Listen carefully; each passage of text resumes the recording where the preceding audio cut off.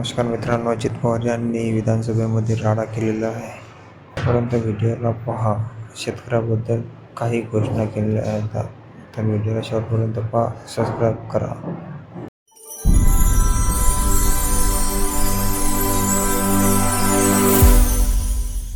चा विचार करून आम्ही दिलेला नाहीये. उद्याची 5 वर्ष 2025 24 ते 29 आणि ती 5 वर्ष अशी आहेत की त्याच्यामध्ये कुणी जरी गमतीनं जरी म्हटलं की अमक्यानी मुख्यमंत्री व्हावा, तमक्यानी मुख्यमंत्री व्हावा, आम्ही पाठिंबा देतो. अरे तुमच्याकडे माणसंच नाही, कशाचा पाठिंबा देत? 20 टाळकी असताना, 15 टाळकी असताना, 10 टाळकी असताना, नाही मग एक मिनिट, तसा नाही. तुम्ही पण बोलत असताना काही जण का बोलले? मी मगाशी पण म्हणालो होतो, मी नेहमी सन्माननीय सदस्यच म्हणतो. पहिल्यांदा तुम्ही नव्हता, परंतु सन्माननीय सदस्य भास्करराव जाधव आणि मग इतर सगळे सन्माननीय असं म्हणून तेवढं ते सन्माननीय असं नाही. मग तुम्ही पण बोलत असताना काही पण बोलायचं. मुख्य आता हा एक तर तुम्हाला भास्करराव माहितीये, 5 वर्ष ह्या सरकारला ब्रह्मदेव आला तरी कोणी धक्का लावू शकत नाही.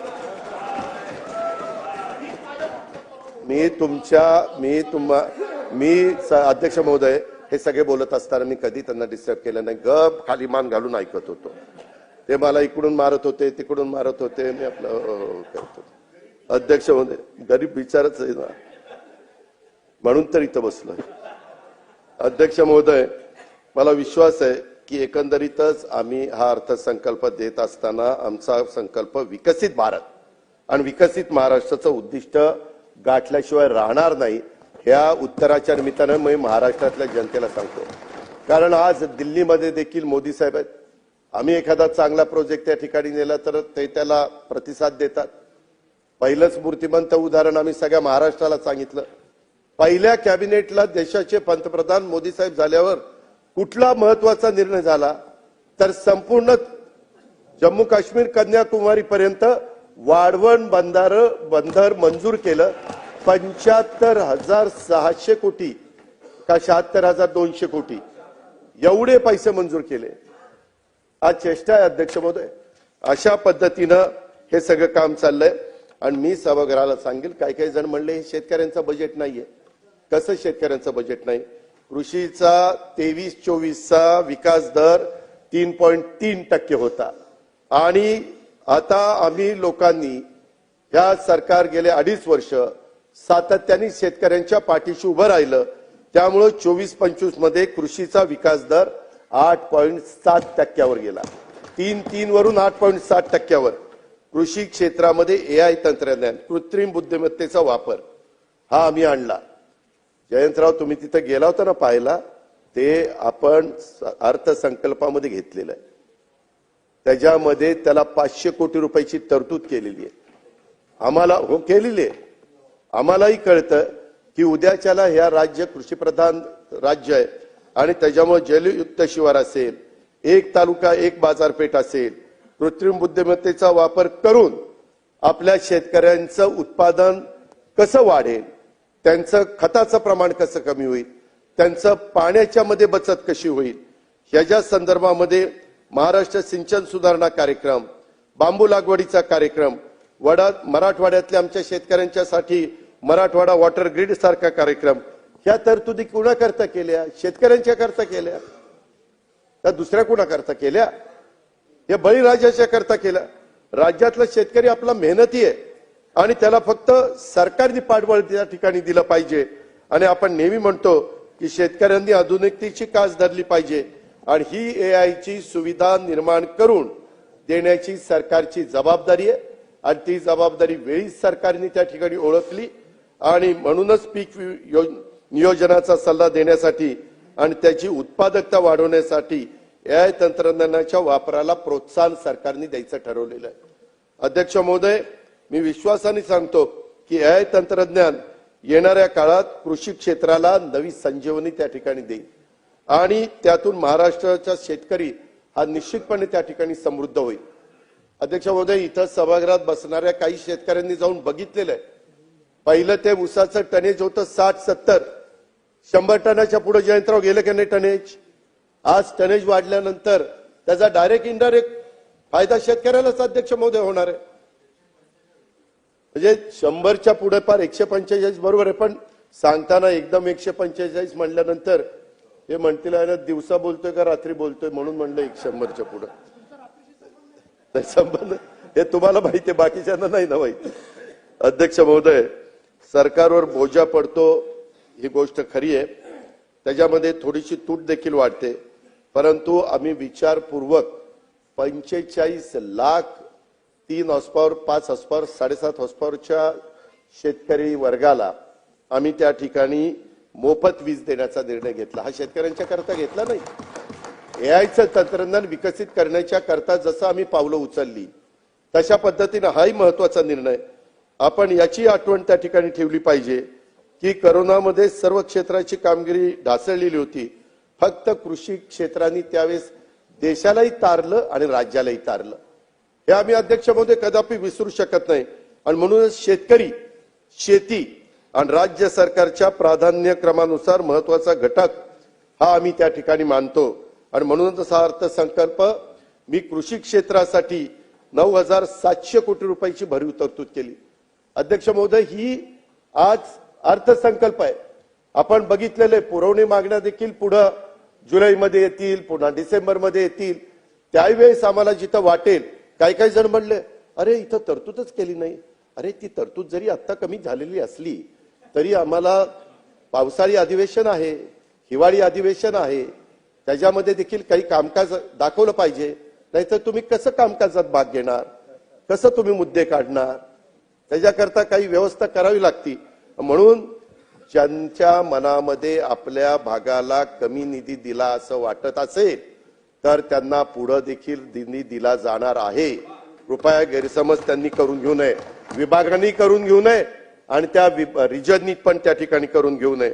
अध्यक्ष महोदय, आज 9,700 कोटी रुपये देत असताना याच्यातनं शेतकरी सक्षम होईल याचा उल्लेख मी त्या ठिकाणी केला.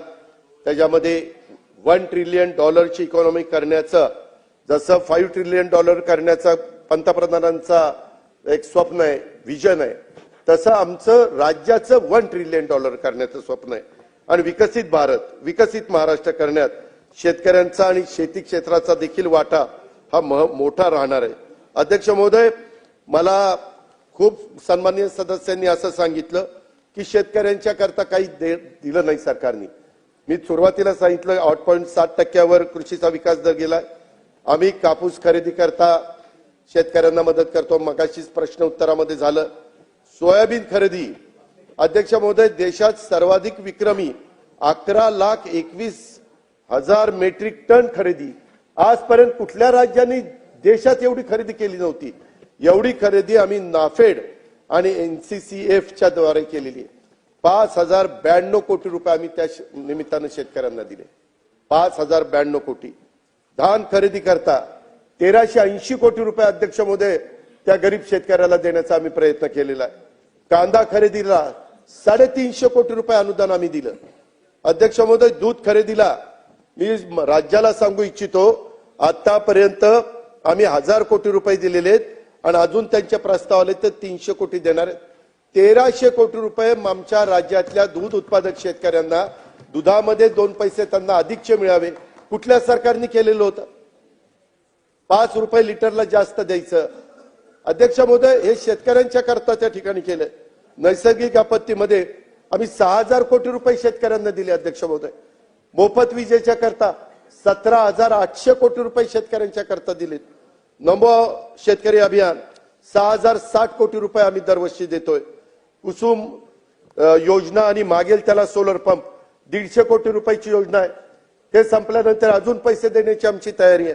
पोखरा 2.0 350 कोटी रुपये आम्ही शेतकऱ्याला सक्षम करण्याकरता देतो. स्मार्ट करता 310 कोटी रुपये देतो. मॅग्नेट करता 260 कोटी रुपये देतोय. पंजाबराव देशमुख व्याज सवलत योजना आणि त्याच्यामध्ये अध्यक्ष महोदय पीक कर्ज अल्पमुदत, ह्याच्यामध्ये ह्या सगळ्याच्या ज्या व्याजामध्ये सवलती आहेत त्याच्यात एकंदरीत खर्च 1,550 कोटी रुपये आम्ही करतो. आज देखील राज्यातल्या शेतकऱ्यांना 0% व्याजाने पीक कर्ज देता यावं याकरता अध्यक्ष महोदय हा सगळा खटाटोप आहे. आणि त्याचा फायदा आता काही जण स्वतःच्या जिल्हा बँका चांगल्या चालवत नाही, त्यांना बंदोबस्तच त्यांचा केला पाहिजे.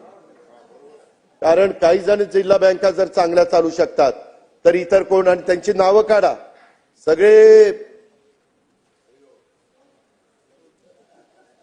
अध्यक्ष महोदय, मी एक सांगू इच्छितो, आम्ही शेतकऱ्यांना या पद्धतीनं करोडो रुपयाचा आधार दिलेला आहे आणि एवढ्यावरच आम्ही थांबणार नाही. ज्या वेळेस महाराष्ट्रातला कुठलाही जिरायत भागातला असेल, बागायती भागातला असेल, मराठवाडा, विदर्भ, उत्तर महाराष्ट्र, कोकण, पश्चिम महाराष्ट्र कुठलाही असेल, शेतकरी अडचणीत आल्यानंतर त्या शेतकऱ्याच्या मागं हे महायुतीचं सरकार मजबूतीनं त्या ठिकाणी उभं राहील. ज्या वेळेस आम्हाला गरज वाटेल तर आम्ही कृषी मंत्री शिवराजसिंह चौहान साहेबांच्याकडे जाऊ, त्यांची मदत घेऊ, अमितभाईंची मदत घेऊ, मोदी साहेबांची मदत घेऊ. परंतु कधी आमच्या शेतकऱ्याला तो शेतकरी वाऱ्यावर सुटलाय किंवा कोण त्याच्याकडे दुर्लक्ष करतोय अशा प्रकारची वेळ अध्यक्ष महोदय हे सरकार येऊन देणार नाही.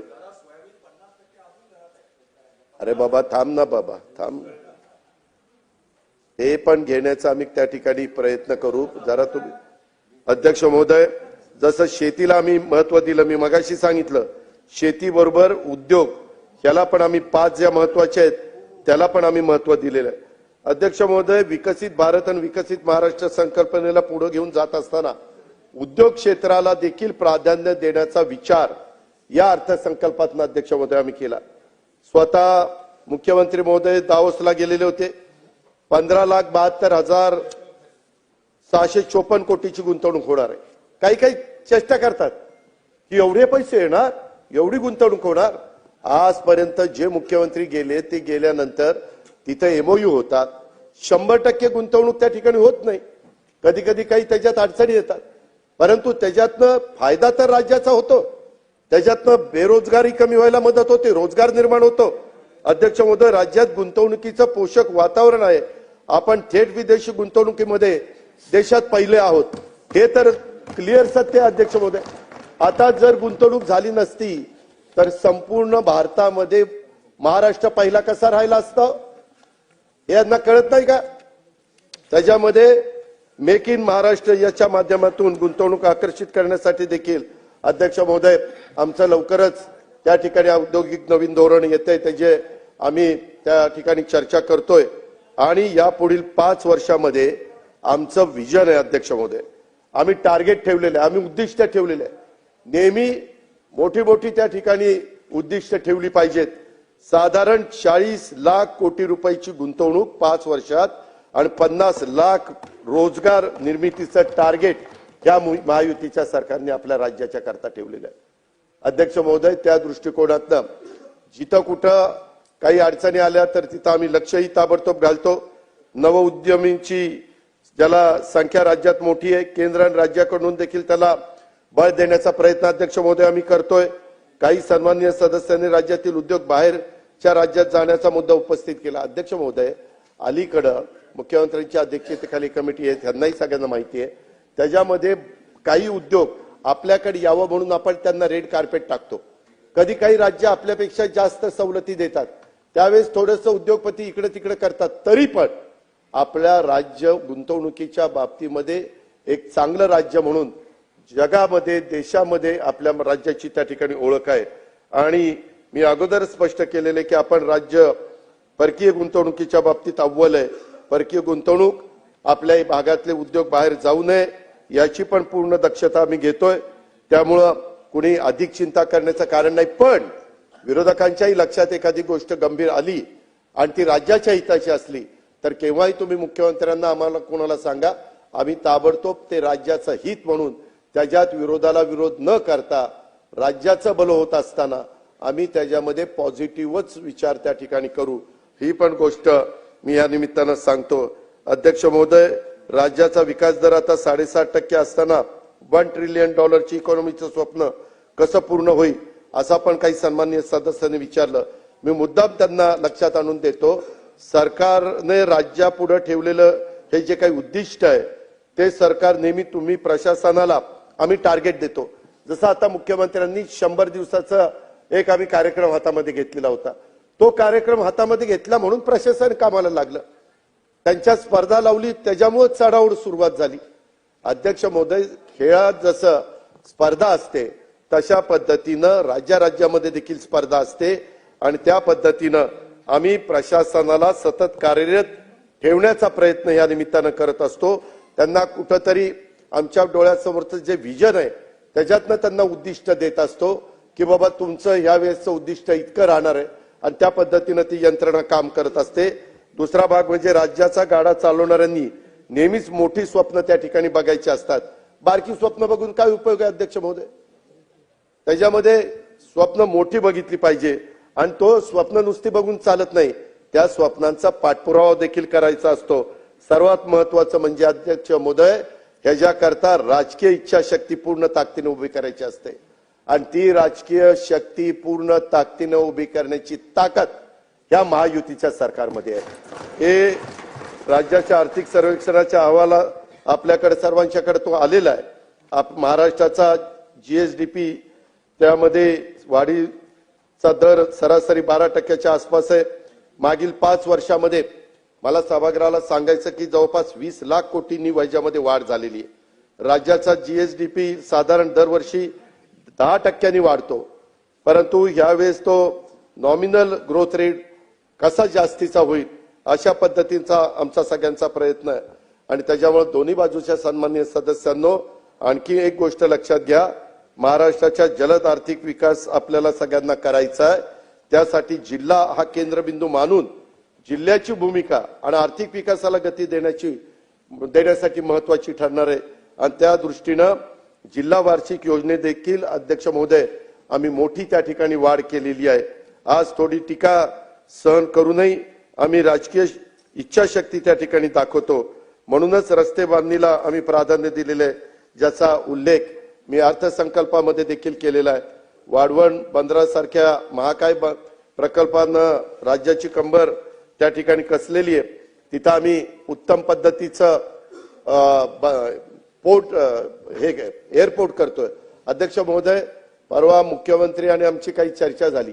काही जगातल्या देशामध्ये पोर्ट पूर्णपणे एअरपोर्ट हे समुद्रात करतात. आपल्याकडे काही त्याच्यामध्ये वेगवेगळ्या पद्धतीनं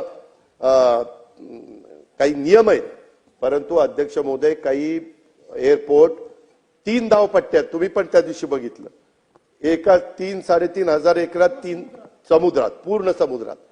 अध्यक्ष महोदय, काळानुरूप इतर देश जर वेगळे काही निर्णय घेत असतील आणि ते देशाच्या फायद्याचे असतील आणि त्याच्यातनं पर्यावरणाचा समतोल साधता येत असेल तर तशा पद्धतीच्या काही गोष्टी आपल्याला देखील कराव्या लागतील. अर्थात सगळ्या नियमांचं पालन करून पर्यावरणाचा समतोल त्या ठिकाणी साधून. अध्यक्ष महोदय, ह्या वाढवण बंदराला लाखो रुपयाची गुंतवणूक त्या ठिकाणी होते, लाखो रोजगार त्याच्यातनं निर्माण होणार आहे, ॲक्सिलरी व्यवसाय ह्याच्यातनं उभा राहणार आहे आणि हे बंदर जगातल्या 10 प्रमुख बंदरापैकी एक ओळखलं जाणार आहे. आपल्या जीएनपीटीच्या 3.5 पट मोठं, म्हणजे पहिल्या टप्प्यात तरी एवढं मोठं आहे. अध्यक्ष महोदय, नवीन मुंबईमध्ये आंतरराष्ट्रीय विमानतळ सुरू होण्यासाठी मी सांगितलं होतं एप्रिल एंडला, परंतु मी कालच माहिती घेतली जून 2025 मध्ये डोमेस्टिक त्याच्यामध्ये विमान सुरू करण्याचा आमचा सगळ्यांचा प्रयत्न राहणार आहे. आणि हे सगळं त्याच्या संदर्भामध्ये वेगवेगळ्या ठिकाणी आपण पोर्ट उभे करतोय, राज्यातल्या महानगरात मेट्रोचं जाळं आपण उभं करतोय, उद्योगाचे वेगवेगळे क्लस्टर्स आपण त्या ठिकाणी तयार करतोय, पायाभूत सुविधा प्रकल्पामुळे राज्यात उद्योगांना पूरक असं वातावरण अध्यक्ष महोदय या महायुतीच्या सरकारने तयार करायचं चालवलेलं आहे आणि आपल्या राज्यात विदेशी गुंतवणूक मोठ्या प्रमाणावर आकर्षित करण्याचं काम आम्ही करतोय आणि त्याला प्रथम प्राधान्य विदेशी गुंतवणूकदार पण महाराष्ट्राला देत आहेत. अध्यक्ष महोदय, हे जसं करत असताना एक आम्ही सामाजिक न्यायाचा म्हणून आपण सर्वांनी कल्याणकारी राज्याची संकल्पना स्वीकारलेली आहे आणि त्याचा पाठपुरावा सातत्याने भारत देशाची निर्मिती झाल्यापासून, महाराष्ट्राची निर्मिती झाल्यापासून आपण करतोय. जोपर्यंत मागे राहिलेल्या समाज घटकांना आपण संधी देत नाही, त्यांना बळ सरकारकडनं मिळणार नाही, तोपर्यंत विकसित महाराष्ट्राचं स्वप्न अध्यक्ष महोदय कदापि पूर्ण होऊ शकणार नाही. आणि त्यामुळं अनुसूचित जाती आणि अनुसूचित जमातीच्या योजनांच्या करता देखील तरतुदीमध्ये वाढ करण्याचा निर्णय अध्यक्ष महोदय आम्ही घेतला. मी पेपरला वाचतो, टीव्हीला बातम्या येतात, इथं आमचं कमी केलं, कमी अजिबात तसं झालेलं नाही. अनुसूचित जाती अनुसूचित जमातीच्या उपाययोजनेंना 40% वाढ आम्ही प्रस्तावित केलेली आहे. इतर मागासवर्ग, विमुक्त जाती, भटक्या जमाती, विशेष मागास प्रवर्गातील समाज, धनगर, अपंग, अल्पसंख्याक या साठी देखील भरीव तरतूद अध्यक्ष महोदय आपण केलेली आहे. मला सांगायचंय 24-25 मध्ये अध्यक्ष महोदय अनुसूचित जाती घटक कार्यक्रमासाठी 15,893 कोटी रुपये होते आणि 25-26 मध्ये लाडकी बहीण योजना त्याच्यातली वगळून 18,698 कोटी रुपयाची तरतूद आहे. म्हणजे वाढलेली आहे ह्याच्यामध्ये. कारण नसताना त्याच्यात वाढ तर 18%, त्याच्यात सगळी मिळून बघितली तर 42%, अनुसूचित जमातीमध्ये 19% वाढ आहे ते लाडक्या बहिणीची यादी वगळून, आणि सगळी धरून 40% वाढ आहे. अध्यक्ष महोदय, आदिवासी उपाययोजनेच्या धर्तीवर 22 योजना आम्ही गौरव समाज आणि धनगर समाजाला त्या ठिकाणी देतोय. दिव्यांग व्यक्तींच्यासाठी आम्ही 1,526 कोटी रुपयाची तरतूद त्या ठिकाणी केलेली आहे. मी मगाशी जे सांगितलं की आम्ही राज्यांनी संकल्पना स्वीकारलेली आहे की समाजातला जो घटक गरीब आहे त्याला इतरांच्या बरोबर आणण्याचं काम करायचंय. या पद्धतीने अध्यक्ष महोदय आम्ही पुढे चाललोय. त्यावेळेस लाडक्या बहिणीनं यांना इतकं सारखं लाडक्या बहिणीच्या बद्दल बोलत होते की अजून लाडकी बहीण यांच्या मनामध्ये अशी ठाण मांडून बसलेली आहे. अर्थात ती लाडकी बहीण आमची आहे, त्याच्यामुळे तुम्ही दोडके झाला आणि तिकडे बसला. त्यामध्ये समोरच्या बाकावरून कठोर उपाययोजना करा, लोकांना खुश करण्यासाठी आश्वासन देऊ नका. अध्यक्ष महोदय, आम्ही बघितलं ते गांडूळ असतं ना, गांडूळ ते इकडनं चालतं का तिकडनं चालतं कळतच नाही, ते दोन्ही बाजूनी चालतं असं सगळ्यांना वाटत असतं. तसं काही जण सन्माननीय सदस्य दोन्ही बाजूनी बोलतात. अध्यक्ष महोदय, लाडक्या बहिणींच्या विषयी आम्हाला जी आपुलकी आहे, आदर आहे, याची आम्हाला जशी जाणीव आहे तशी आमच्या लाडक्या बहिणींना पण जाणीव आहे. अध्यक्ष महोदय, काहींनी एका गोष्टीची समज झालं पाहिजे, विशेषतः आमचे पटोले साहेब यांनी, आईनंतर जर सर्वात कोणी त्याग करत असेल तर ती बहीण असते. हे तर खरं. बापाचं पण प्रेम जास्तीत जास्त मुलीवर असतं पोरापेक्षा, आणि त्यामुळं भावावर तिची खूप माया असते. भाऊ कठीण परिस्थितीत असेल तर तिला त्याच्या काळजी असते आणि त्यामुळे ती कधी त्याच्या भावाला अडचणीत आणण्याची मागणी करत नाही. आता एकंदरीत आम्ही जे बजेटमध्ये सांगितलेलं आहे, काय झालं? 5 वर्ष वडेट्टीवार साहेब, जाहीरनामा किती पुढच्या 5 वर्षाचा असतो ना, 5 वर्षाच्या करता आम्हाला 5 वर्षाकरता निवडून दिले. आम्ही हे देणार आहे. आम्ही कधीच कोणी नाही म्हणलं नाही, मुख्यमंत्री नाही म्हणले नाही, एकनाथ नाही म्हणले नाही, आदिती नाही म्हणले नाही. तुम्ही तर कोर्टात गेला होता, काहीतरी म्हणले ते बंद करा. काही जण म्हणले चुनावी जुमला आहे. चुनावी जुमला असताना काल होळीला 3,000 रुपये दिले, ही गोष्ट लक्षात ठेवा. आणि मी सभागृहाला एक गोष्ट सांगू इच्छितो की एकंदरीत ही योजना आणत असताना अध्यक्ष महोदय 2 GR आहेत. पहिला GR निघाला होता, नंतर आम्ही ते 60चं 65 केलं आणि दुसरा GR काढला. त्या संदर्भामध्ये हे सरकार गरीब घटकाच्या करताय. अध्यक्ष महोदय, जी खुरपणीला जाणारी माझी महिला आहे, जी झाडू पोतना करणारी आहे, जी धुणं भांडी करणारी आहे, जी झोपडपट्टीमध्ये राहणारी आहे, जी दिवसभर काही भाजीपाला विकत घेऊन विकते आणि नंतर तिचं कुटुंब चालतं किंवा चूल पेटते, अशांच्या करता ही योजना आहे. त्या संदर्भामध्ये आमच्या घाई गडबडीत काही जण, काही भगिनी ज्यांची आर्थिक परिस्थिती चांगली आहे, अशा काही लिस्टमध्ये आल्यात. आम्ही त्यांना विनंती केलेली. मागे पंतप्रधानांनी पण ज्यांची परिस्थिती चांगली आहे त्यांनी उजाला गॅसचा फायदा घेऊ नये अशा पद्धतीने केलं. लाखो लोकांनी गॅस म्हणजे त्याचा फायदा घेतला नाही. अध्यक्ष महोदय, त्या प्रकारे कधी काही ठिकाणी थोडंसं झालेलं आहे. त्यामध्ये दिलेले पैसे कुणालाही परत घ्यायचे नाहीत. आम्ही कुठल्याही महिलेचे पैसे, भगिनीचे पैसे परत घेणार नाही. ही योजना चालू ठेवणार आहे. या योजनेला जो निधी लागणार आहे तो त्या ठिकाणी देणार आहे. परंतु ही योजना गरीब घटकातल्या महिलांच्या करता आहे. हे पण मी या उत्तराच्या निमित्तानं सभागृहाच्या मार्फत सर्वांना त्या ठिकाणी सांगू इच्छितो.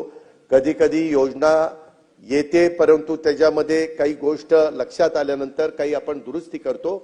आम्ही दुरुस्त करणार आहे, त्याच्यामध्ये बंद करणार नाही, त्याच्यात कुठेही गरीब महिलांच्यावर अन्याय करणार नाही. ज्याला गरज आहे त्यांना 100% आम्ही देणारच. त्याबद्दल तसोबर पण आम्ही कमी त्या ठिकाणी पडणार नाही. आणि या योजनेच्या साठी पुरेसा निधी निश्चितपणे आम्ही देणार आहोत. हे विश्वास मी माझ्या महाराष्ट्रातल्या तमाम बहिणींना या निमित्तानं देऊ इच्छितो. या योजनेचा वेगळा अर्थ जर आपण करायचं म्हटलं तर एक गोष्ट अध्यक्ष महोदय, काही काही योजना पुढे आल्यानंतर आम्हाला आठवतंय ही योजना ज्यावेळेस आम्ही दिली त्यावेळेस काही काही महिलांनी 1500 रुपयाचे ते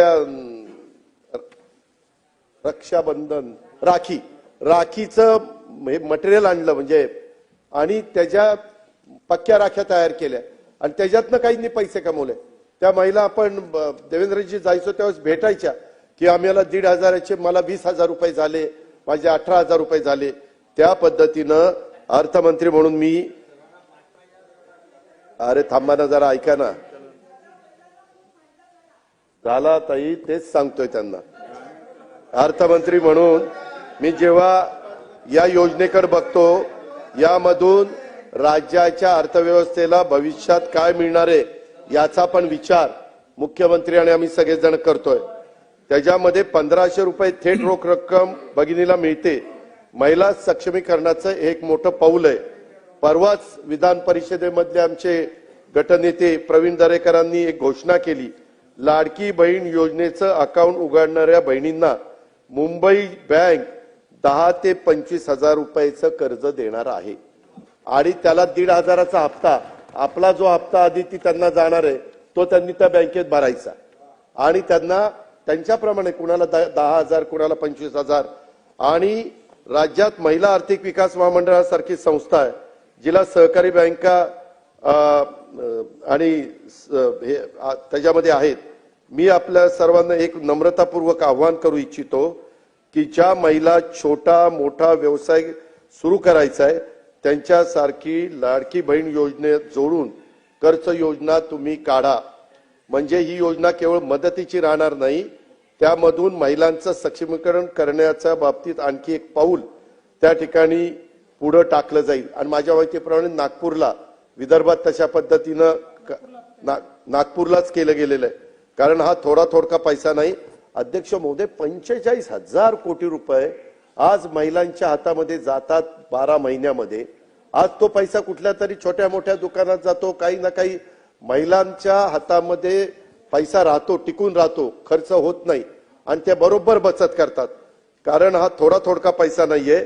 या माध्यमातून आमचं हेच धोरण आहे की बहीण सक्षम होईल, तिच्या कुटुंबाला हातभार लागेल आणि पैसा राज्याच्या अर्थव्यवस्थेत येऊन अर्थव्यवस्थेला देखील छोटं मोठं त्या ठिकाणी योगदान मिळेल. हे पण मी अध्यक्ष महोदय सांगू इच्छितो.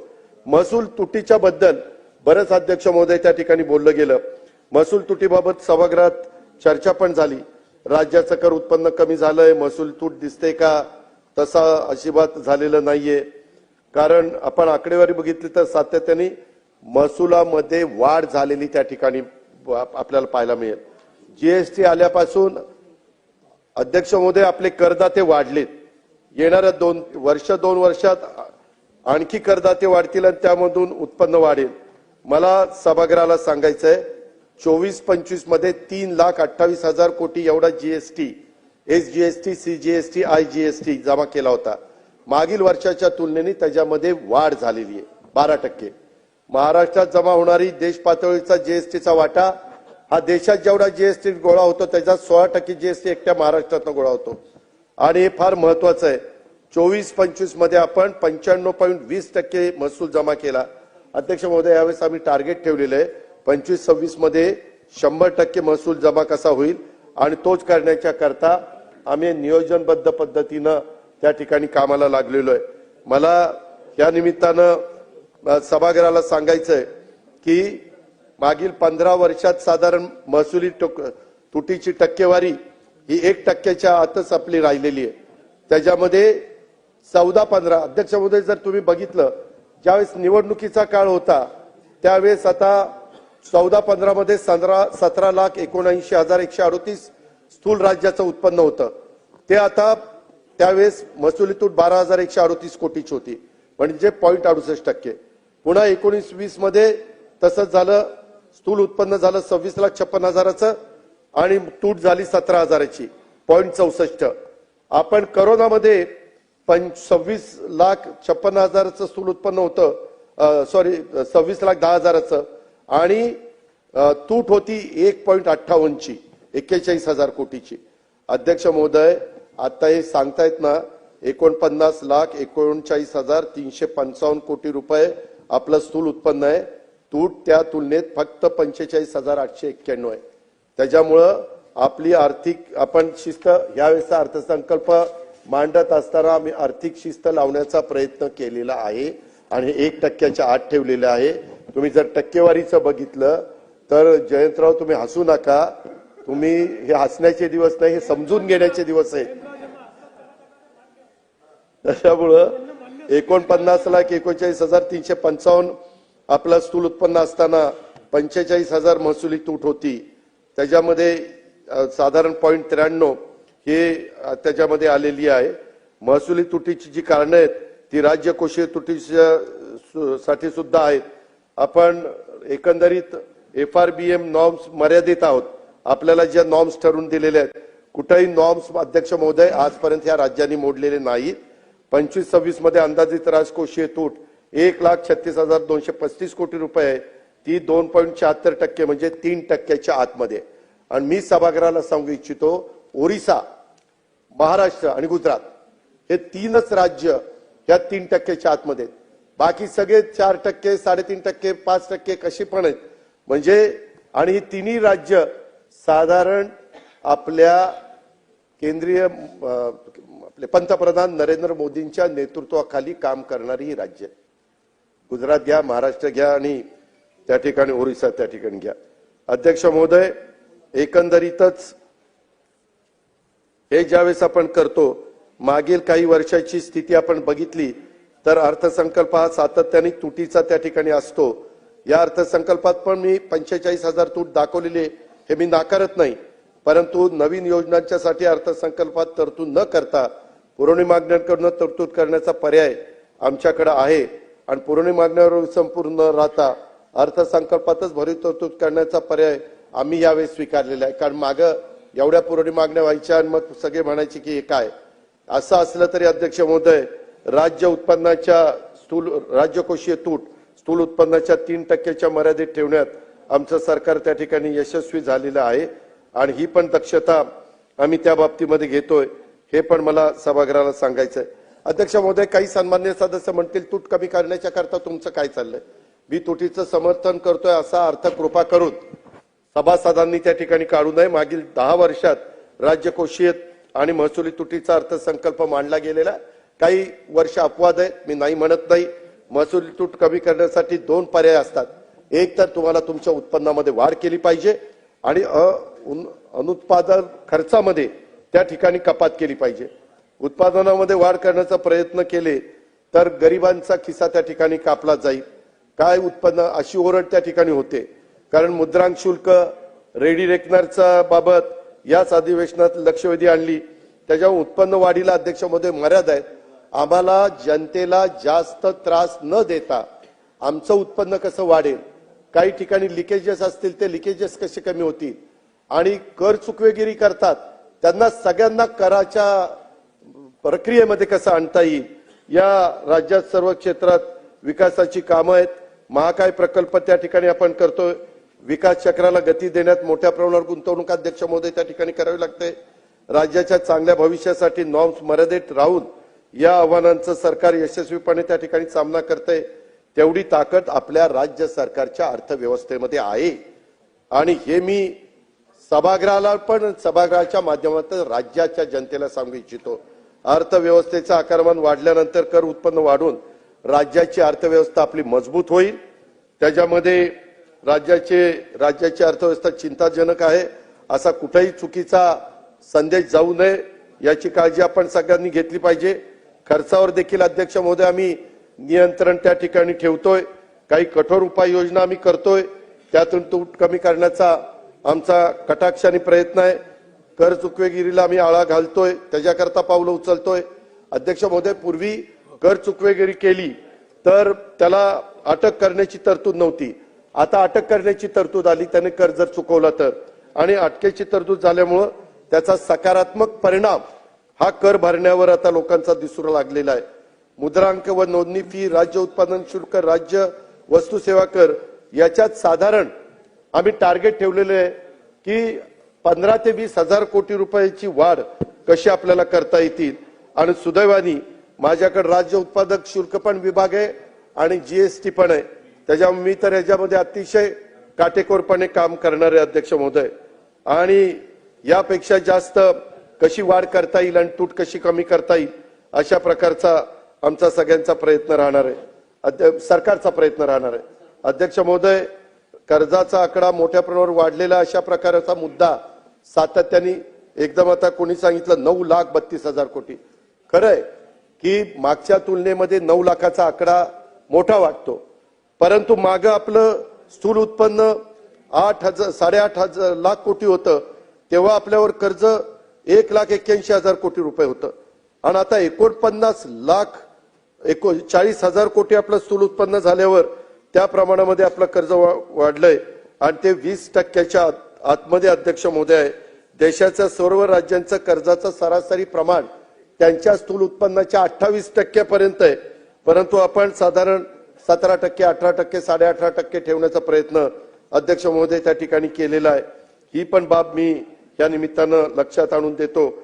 आणि देशातील 3 राज्य गुजरात, ओरिसा, महाराष्ट्र यांचं कर्जाचं प्रमाण हे 20%च्या आतमध्ये. राज्याची आर्थिक परिस्थिती बाबत निराधार आरोप करून राज्याची आर्थिक परिस्थिती खालवल्याचं कृपा करून खोटं चित्र रंगवण्याचा प्रयत्न विरोधी सन्माननीय सदस्यांनी करू नये. त्याचा येणाऱ्या गुंतवणुकीवर थोडाफार नकळत परिणाम होतो. तो परिणाम आपल्या राज्यावर होऊ देण्याचं काम करू नये असं माझी त्यांना सगळ्यांना त्या ठिकाणी विनंती आहे. आणि अध्यक्ष महोदय, मी या निमित्तानं एकच सांगतो की जयंतराव ज्यावेळेस अर्थमंत्री होते त्यावेळेस राज्याचं स्थूल उत्पन्न 8.5 लाख कोटी होतं आणि कर्ज होतं 1,81,000 कोटी. आता ते उत्पन्न 832, 845, 848 6 पटीनं त्या ठिकाणी वाढलंय. 6 पटीनं म्हणजे ते झालं 49,39,000 कोटी. म्हणजे जयंतराव ते समजा 18,18,95, 18,अष्टोदर्शे म्हणजे 10,80,000 कोटी कर्ज काढलं पाहिजे. तिथं आम्ही फक्त 9 लाख कोटी काढले. म्हणजे तुमच्यापेक्षाही चांगलं आहे हो का? नाही ते देतो, तुम्हालाही देतो, हेही देतो आणि बाकीचंही बोलतो. नाही हे क्लिअर आहे मला. राज्यात तुम्ही अमित देशमुख साहेब, कदम साहेब, तुम्ही 2 फार हुशार माणसं ह्या सभागृहात आहेत, काँग्रेस पक्षाचे सन्माननीय सदस्य. आणि अध्यक्ष महोदय, नाही ऐकतोय, भारतीय विद्यापीठाचं सगळं करून ठेवलं पतंगरावनी, त्याच्यावर तू नुसतं ऐकतोय. तू काय केलंय? तू फक्त ते टिकाव म्हणजे झालं आणि टिकवण्याकरता जयंतरावांचा सल्ला घे कुठं काही कमी झालं तर. ते वाढवलेलं अजून मला दाखवलं नाही. या सभागृहाच्या माध्यमातून मी राज्याला सांगू इच्छितो, अध्यक्ष महोदय, ज्याला कोणाला पुढे जायचंय त्यांना काही प्रमाणामध्ये कर्ज काढण्याचं धाडस दाखवावंच लागतं. शिल्कीमध्ये पूर्वीच्या काळामध्ये काही जण धंदा करत होते.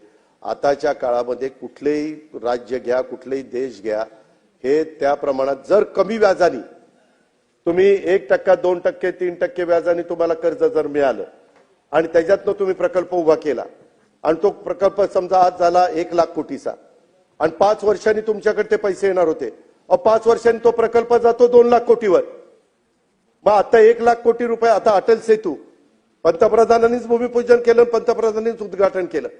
आज हा प्रकल्प इथून पुढे करायचा म्हटलं तर किती लाख कोटी गेला असतं. अध्यक्ष महोदय, केवळ समृद्धी महामार्ग आज झाला. काही लोकांनी त्यावेळेस विरोध केला होता, आम्ही पण त्या विरोधामध्ये होतो. आम्हाला शेतकरी म्हणायचे नाही नाही आपल्याला विरोध करायचा आहे. मी जयंतराव आम्ही सगळेजण संभाजीनगरला त्या सभागृहात होतो. हे काही काही 7-12 वगैरे आणले होते. जेव्हा या महाराजांनी देवेंद्र फडणवीस साहेबांनी 4 पटीचं 5 पट केलं, सगळे आमच्याकडनं निघून तिकडे गेले आणि पैसे घेऊन मोकळे झाले. तसंच शक्तीपीठाचं होणार आहे. विरोध करू नका. विकास करायचा म्हटलं तर हवेमध्ये विमानतळ होत नाही. विकास करायचं म्हटलं तर हवेतनं रस्ते होत नाहीत. विकास करायचं म्हटलं तर हवेत शहरं होत नाहीत. हे आपल्याला जमिनीवरच करावं लागतं. फार तर काही बाबतीत पाण्यावर करावं लागतं, ज्याचा उल्लेख मी आता केला. त्याच्यामुळं आपण जरी विरोधी पक्षात असलो तरी विरोधाला विरोध करण्याची भूमिका सोडून द्या. विकास बाबतीमध्ये हातात हात घालून पुढे चला. त्या ठिकाणी कुठं आमचं चुकत असेल तर आम्हाला दाखवा, आम्ही चूक दुरुस्त करू.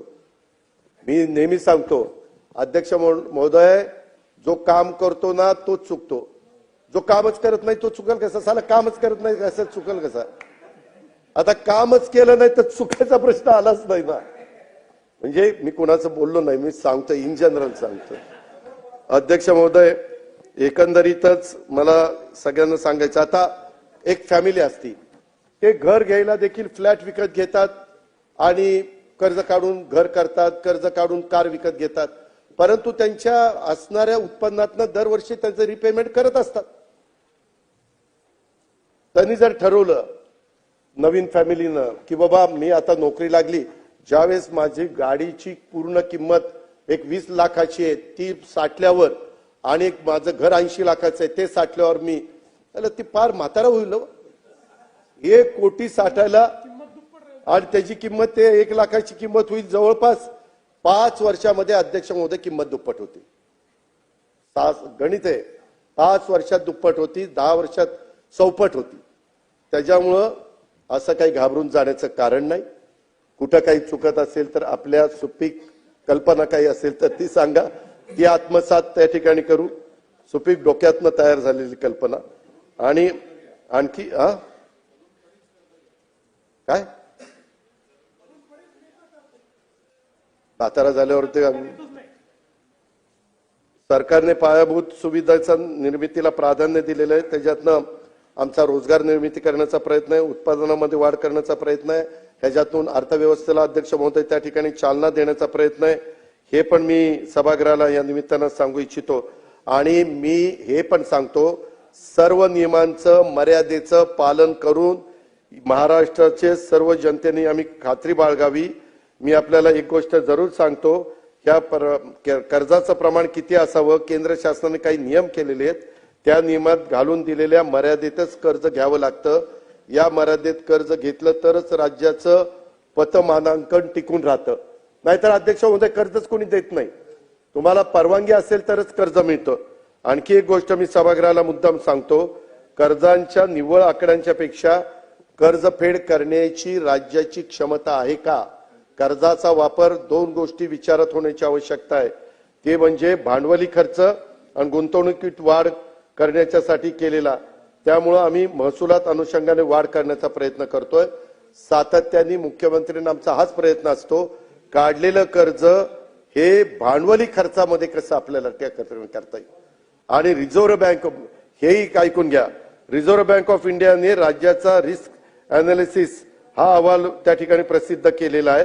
त्यामध्ये महाराष्ट्र हे सुदृढ आर्थिक निर्देशांकाचं पालन करणारं राज्य आहे. त्याच्यामध्ये हेल्दी फिस्कल इंडिकेटर्स हे जे आहेत ते फार आपले चांगले आहेत आणि त्याचा आपण विचार सगळ्यांनी केला पाहिजे.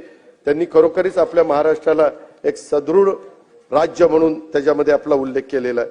अध्यक्ष महोदय, व्याजाचं प्रदान देखील करत असताना आपण त्याच्यामध्ये मागील काही वर्षात आपण मेट्रो आणि इतर महत्वाचे रस्ते प्रकल्प ह्याच्यामध्ये मोठी गुंतवणूक केली. त्याच्यामुळे आपल्या स्थूल उत्पन्नामध्ये वाढ होण्याच्या मदत झालेली. 49 लाख कोटी कशामुळे झाले हे बघितलं तर एकूण कर्जातील वाढ म्हणजे राज्य कर्जाच्या खाईत गेले असं म्हणणं अतिशय चुकीचं आहे.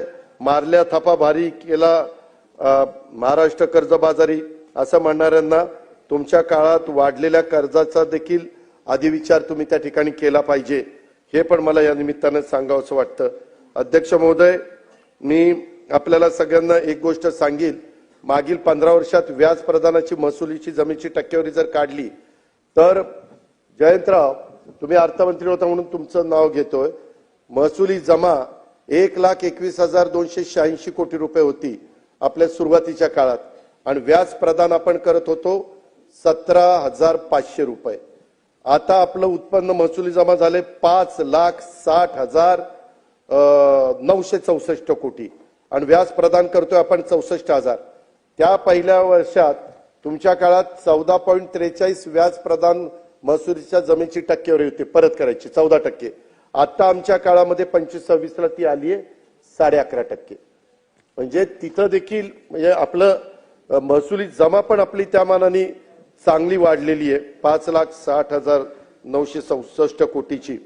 तिथं पण कुठली तशी अडचण नाहीये. अध्यक्ष महोदय, राज्यांना अर्थव्यवस्थेला गती मिळावी म्हणून केंद्र सरकार पण राज्याला मदत करते, हे मला सभागृहाला सांगायचंय. केंद्र सरकारने 2021 पासून भांडवली खर्चासाठी विशेष सहाय्य योजना त्या ठिकाणी सुरू केलेली आहे. अध्यक्ष महोदय, योजना काय? खरं तर खुल्या आर्थिक धोरणाचा स्वीकार डॉक्टर मनमोहन सिंग यांनी केला, पण त्या 10 वर्षात पण त्यांनी ही योजना आणलेली नव्हती. ही योजना अशी आहे की राज्यांना 50 वर्ष मुदतीचं बिनव्याजी कर्ज द्यायचं. कोण देणार? केंद्र सरकार. 24-25 मध्ये मी आता अर्थसंकल्पामध्ये केंद्र शासनाने ही योजना सुरू ठेवलेली आहे आणि या योजनेअंतर्गत मार्च अखेर मुख्यमंत्र्यांचा आणि आमचा दोन्ही उपमुख्यमंत्र्यांचा 12,000 कोटी रुपये आम्हाला बिनव्याजी 50 वर्षाच्या परतफेडीनं कसे प्राप्त होतील. कारण ते 50 वर्षांनी 12,000 द्यायचे. त्या 12,000चं आम्ही काय करणार? पर्यटन स्थळाचा विकास करणार, आम्ही त्याच्यातनं रस्ते करणार, आम्ही त्याच्यातनं मेडिकल कॉलेज बांधणार, आम्ही त्याच्यामध्ये प्रशासकीय इमारतीची बांधकामं करणार, पाणी पुरवठा योजना करणार, नागरी सुविधांची कामं करणार. ह्या भांडवली खर्चाची कामं आम्ही करणार. द्यायचेत कधी? 50 वर्षांनी. अध्यक्ष महोदय, ते 12,000 त्यावेळेस काही कोट रुपये होतील, पण आपल्याला त्यावेळेस द्यायचे फक्त 12,000च. ही गोष्ट लक्षात घेतली पाहिजे. मला एवढंच सांगायचंय, केंद्राने ही योजना आणली नसती तर राज्यावर व्याज प्रदानाचं दायित्व वाढलं असतं. त्यामुळे केंद्र सरकारला, मोदी साहेबांना त्यांच्या सरकारला मी मनापासून त्यांचा धन्यवाद देतो, आभार मानतो. आणि ही योजना 2020-21 पासून केंद्र सरकारने सुरू केलेली आहे. भांडवली खर्चात वाढ करणं तोच सूत्र ठेवून महाराष्ट्र देखील त्या पद्धतीने अध्यक्ष महोदय प्रयत्न करतोय आणि त्याच्यामुळं हे कर्ज घेतलं तर उलट महाराष्ट्राचा त्याच्यात फायदाच आहे. अध्यक्ष महोदय, त्याच्यामध्ये टॅक्स जीडीपीचं प्रमाण ते पण मी आता सांगून तुमचा वेळ घेत नाही. अध्यक्ष महोदय, अर्थसंकल्प तरतुदीमध्ये काही विभागांना झुकतं माप दिलं. सारखं मागे देखील मी उद्धव ठाकरे साहेबांच्या मंत्रिमंडळात असायचो, राष्ट्रवादीला जास्त पैसे दिले, काँग्रेसला कमी दिले. नाही असू द्या ना, पण ते विरोधक असलं की ते बोलावंच लागतं ना. म्हणून आता तुम्ही बोलला, तुम्ही पण बोलला. भाजपला इतके एक जे बोलले ते त्याच्यामध्ये अध्यक्ष महोदय काही विभागांना निधी देताना झुकतं माप दिल्याचा आरोप विरोधकांनी केला. मी काही उदाहरणं देतो. अध्यक्ष महोदय, आता वित्त विभाग माझ्याकडे. अर्थसंकल्पात मी तरतूद किती केली? 1,84,227 कोटी. निवृत्ती वेतन, व्याज आणि कर्जाकरता किती जातात? 1,78,074 कोटी रुपये.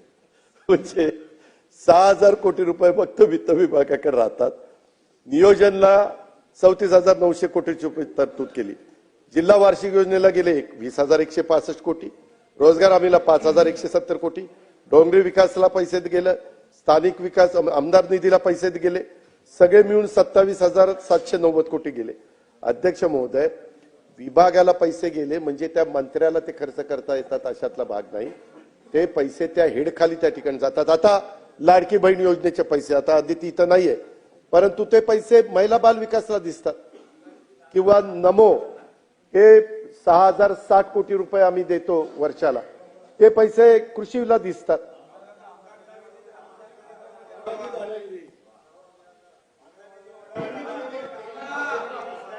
आता हे आमदार निधीचं कुठं आलं?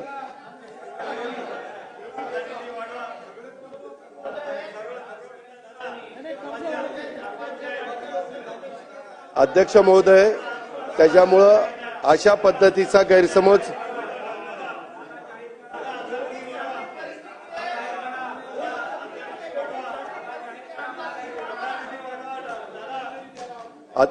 अध्यक्ष महोदय, जयंतराव सन्माननीय सदस्य, तुम्ही सिडको आणि म्हाडाला शासनाकडून हमी देण्यात आली का? सिडको आणि म्हाडाला शासनाकडून हमी देण्यात आलेली नाही. सिडको आणि म्हाडाला शासनाकडून, पण MSRDCला आणि MMRDAला ह्याला हमी दिलेली आहे. MMRDAचे पैसे MMRDAला दिली 60,000 कोटीची, अर्थात ते पैसे त्यांच्यातच ते उभे करतात आणि त्याच्यातून त्याची परतफेड होते. परंतु सध्या त्यांना ताबडतोब पैशाची गरज होते, प्रकल्प हातामध्ये होते.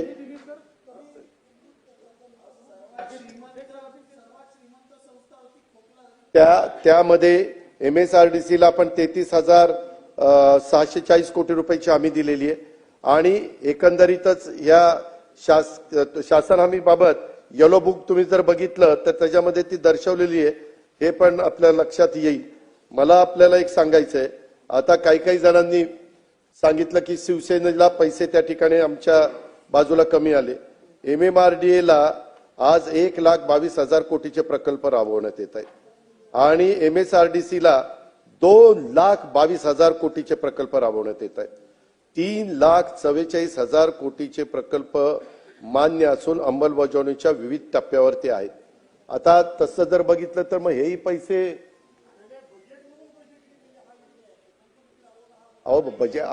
हमी दिली ना, असं काय करताय? राज्य सरकारने हमी दिली ना, म्हणजे नाही पण रिफ्लेक्ट होते ना, असं काय करता? बर काय बरोबर.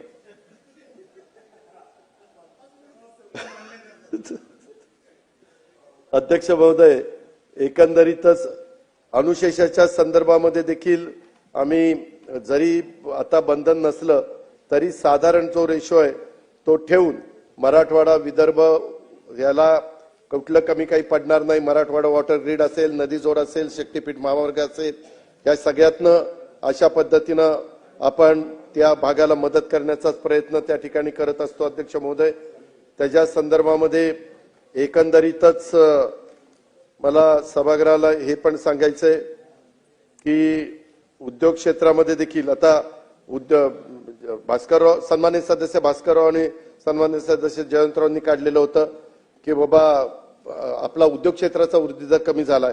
तसं झालं नाही. आपल्या इथं ह्याच्या उद्योग क्षेत्राच्या वृद्धी दरात देखील पुढील काळात वाढ झालेली त्या ठिकाणी दिसतेय. आपला 2021ला -4 नाही आहे, परंतु आपण पुढं ते कसं चाललेलं आहे ते मला सांगायचंय.